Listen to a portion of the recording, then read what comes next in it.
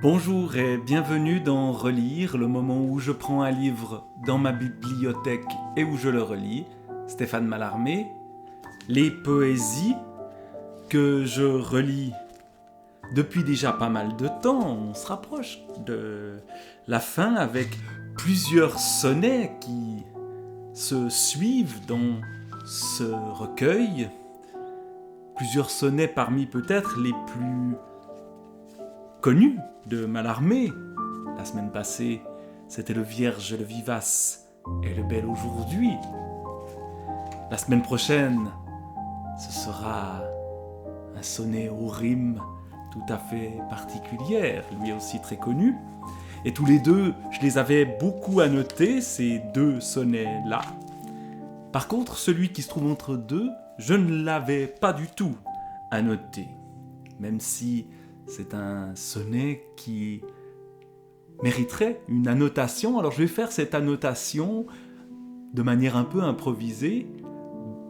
Une fois que je l'aurai lu, je vais simplement réagir à ce que j'ai ou j'aurai lu. Victorieusement fuit le suicide beau, tison de gloire sans par écume or tempête. Ô rire si bas, une pourpre s'apprête à ne tendre royal que mon absent tombeau. Quoi, de tout cet éclat, pas même le lambeau s'attarde, il est minuit à l'ombre qui nous fête, excepté qu'un trésor présomptueux de tête verse son caressé nonchaloir sans flambeau. La tienne, si toujours le délice, la tienne, oui, seule qui du ciel évanoui retienne un peu de puéril triomphe en t'en coiffant, avec clarté quand sur les coussins tu la poses, comme un casque guerrier d'impératrice enfant, dont pour te figurer il tomberait des roses. Voilà à nouveau un poème très beau de Stéphane Mallarmé, beau dans ses sonorités, ses assonances et surtout ses allitérations, c'est-à-dire des sons de consonnes qui reviennent, parfois percussifs, parfois au contraire qui viennent calmer le jeu, excepté qu'un trésor présomptueux de tête. On voit ce T qui vient entêter, qui vient devenir entêtant, car il est question de tête dans ce texte. Et puis,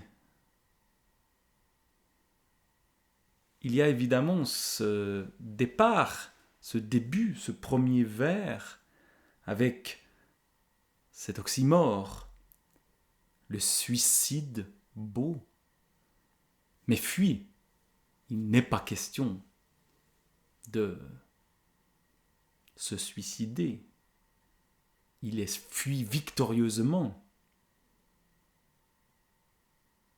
Et suivi du rire, il y a beaucoup de points d'exclamation dans ce poème-là aussi. Quelque chose qui vient, au fond, balayer la tentation sinistre.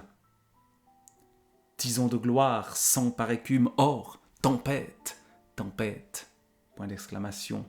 Et puis, il y a aussi le délice au milieu du vers qui est suivi d'un point d'exclamation. La tienne, c'est la tête, si je ne me trompe pas. Si toujours le délice la tienne,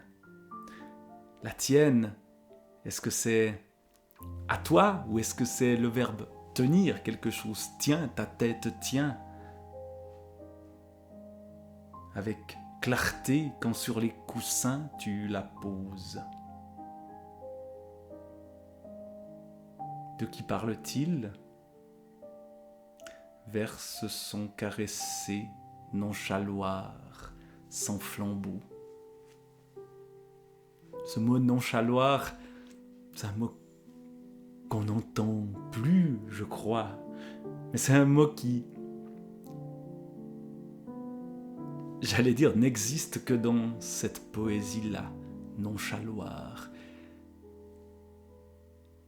Il est peut-être chez d'autres poètes de l'époque, chez Baudelaire, chez Verlaine, chez Rimbaud. Mais ce nonchaloir, il est traversé de violence. Le casque guerrier.